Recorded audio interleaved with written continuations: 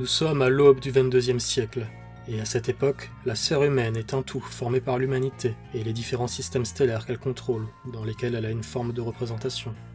Elle est la réalité de la politique, de l'économie et de la vie sociale et quotidienne de l'humanité.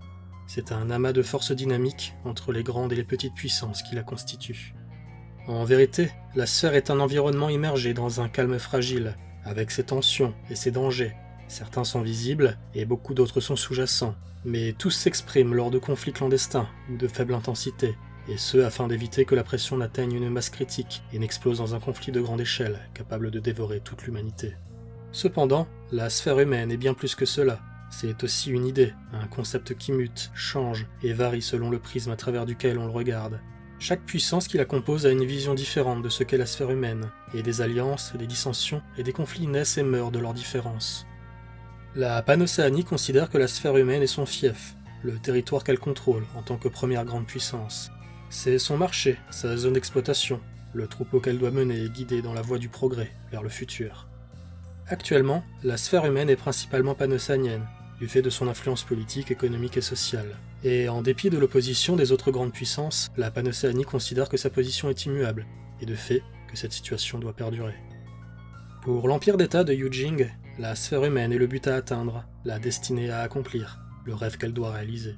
Pour ce faire, l'empire d'État doit juste chasser la Panocéanie de sa position, plus fragile qu'elle ne le pense, pour offrir à toute l'humanité un système politique et de gouvernement vraiment équitable et égalitaire, dans lequel le gain ne serait pas la seule motivation, et où l'empereur serait un guide pour tous les citoyens.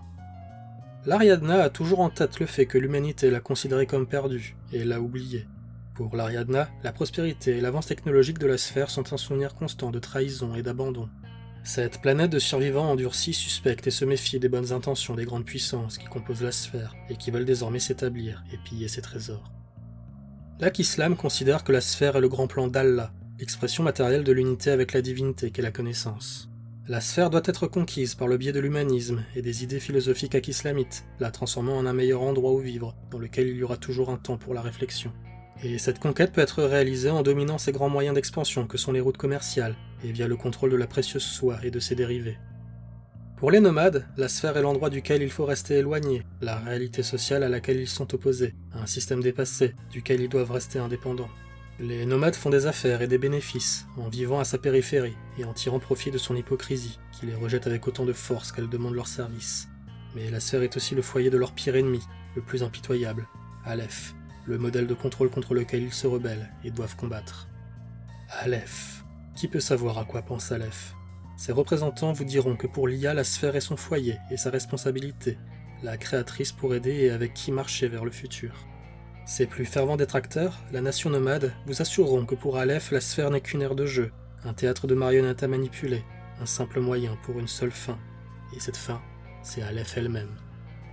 Enfin, l'intelligence évoluée voit la sphère comme un autre maillon à ajouter à sa chaîne de civilisation sous domination, mais un maillon prometteur pour son projet Transcendance, car la présence dont fait preuve Aleph triple sa valeur. À ses côtés, l'armée combinée aux ordres de l'intelligence évoluée considère la sphère humaine comme une nouvelle cible militaire à conquérir, qui, bien que protégée par la distance et les difficultés logistiques, n'est en aucun cas inexpugnable pour ces terribles forces aliens. C'est le rassemblement de toutes ces visions, si différentes et inégales entre elles, qui façonne la politique et la réalité socio-économique actuelle de la sphère humaine. Nombre d'experts et d'analystes considèrent que sans l'arrivée soudaine des forces de l'armée combinée sur Paradiso, qui représentent une menace sérieuse non pas pour l'humanité de façon abstraite, mais pour les grandes puissances essentiellement, la situation actuelle pourrait être bien pire. En effet, la résolution insatisfaisante pour l'ensemble des parties, des guerres néocoloniales et des conflits commerciaux de l'Ariadna causèrent une escalade graduelle des tensions internationales, qui se serait probablement terminée en une guerre ouverte globale.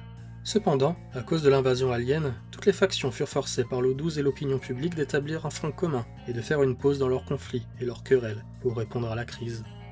Mais cela ne signifie pas que la situation s'est calmée pour autant, loin de là. Désormais, les conflits sont simplement d'échelle moindre et moins médiatisés. Ce sont généralement des escarmouches, des raids et des opérations secrètes ou clandestines, réalisées dans l'intention de prendre un léger avantage sur l'ennemi. C'est une guerre de l'ombre, chirurgicale et contenue, avec des effets collatéraux réduits, mais appliquant une létalité maximum aux points clés. Cette guerre de l'ombre est connue des cercles de renseignement sous un nom de code, Infinity. Et tandis que l'Infinity se joue derrière la scène politique internationale, sur Paradiso, l'intelligence évoluée et son armée combinée tiennent en échec les forces de l'humanité, plus préoccupées à se surveiller elles-mêmes qu'à confectionner un vrai front commun pour faire face à l'invasion alien. Pourtant, en dépit de tous les conflits internes, des méfiances et des ambitions, l'humanité tient fermement sur Paradiso et semble déterminée à ne pas se retirer, quelle que soit l'âpreté, la violence et la sauvagerie de l'armée combinée. Il ne fait aucun doute que la sphère humaine n'est pas le pire endroit possible, et nous ne vivons pas non plus dans la pire des époques possibles. Ainsi, dans mon humble opinion de journaliste, indépendamment de tout parti pris, je pense que cela vaut le coup de se battre pour la sphère humaine, et d'autant plus si nous plaçons une emphase spéciale sur le terme humaine.